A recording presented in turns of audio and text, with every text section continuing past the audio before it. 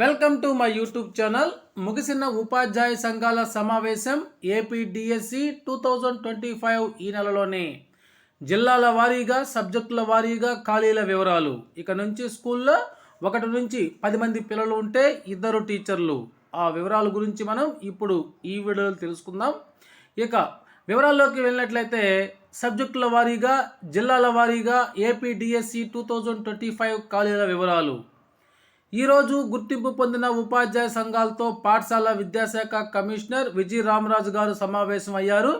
ఈ సందర్భంగా ఎస్సీ వర్గీకరణ ఆర్డినెన్స్ గవర్నర్ సంతకం అయింది. కొద్ది రోజుల్లోనే డిఎస్సి నోటిఫికేషన్ అయితే ఇస్తారు.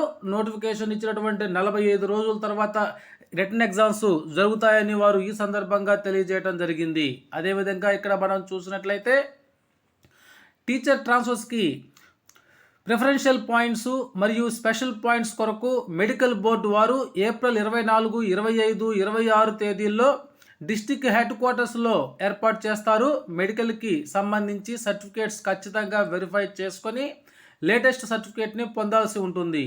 ఇక మోడల్ ప్రైమరీ పాఠశాలకు పిఎస్హెచ్ఎంని కేటాయిస్తారు. ఇంకా అదనంగా కావాల్సి ఉంటే సర్ప్లస్గా మిగిలిపోయినటువంటి స్కూల్ అసిస్టెంట్లు ఎవరైనా ఉంటే వారిని కొద్దిమందిని మోడల్ ప్రైమరీ స్కూల్స్కి హెడ్ మాస్టర్గా కేటాయిస్తారు. ఇక మరొక అప్డేట్ ఏంటంటే 1 నుంచి 10వ తరగతి వరకు ఉన్న హై స్కూల్లో ప్రైమరీ సెక్షన్కు 10 మంది విద్యార్థులకు 2 హెచ్జిటి పోస్టుల్ని, 11 నుంచి 30 వరకు పిల్లలు ఉంటే 3 హెచ్జిటి పోస్టులు, 31 నుంచి 40 వరకు పిల్లలు ఉంటే 4 హెచ్జిటీలు, అబోవ్ 40 రోల్ 40 కంటే ఎక్కువ కనుక రోల్ ఉంటే 5 హెచ్జిటి పోస్టుల్ని కేటాయిస్తారు. ఇక బదిలీల్లో పోస్ట్ బ్లాకింగ్ చేయవద్దని ప్రాతినిధ్యం చేశాం.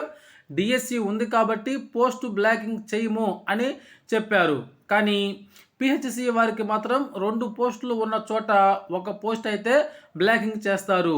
ఇక ఏప్రిల్ 21, 24 మధ్య స్కూల్ క్యాచ్మెంట్ ఏరియాలో పిల్లల వివరాల్ని సేకరిస్తారు. జూన్ నెలలో పాఠశాలలు తెరిచే ముందు 3 రోజులు ఉపాధ్యాయులకు న్యూ కరికులం మీద ట్రైనింగ్ ఇస్తారు. ఇక సబ్జెక్టు వారీగా జిల్లాల వారీగా ఏ సబ్జెక్టులో ఎన్ని పోస్టులు ఉన్నాయి అనేటువంటి విషయాన్ని అయితే ఇప్పుడు మనం చూద్దాం.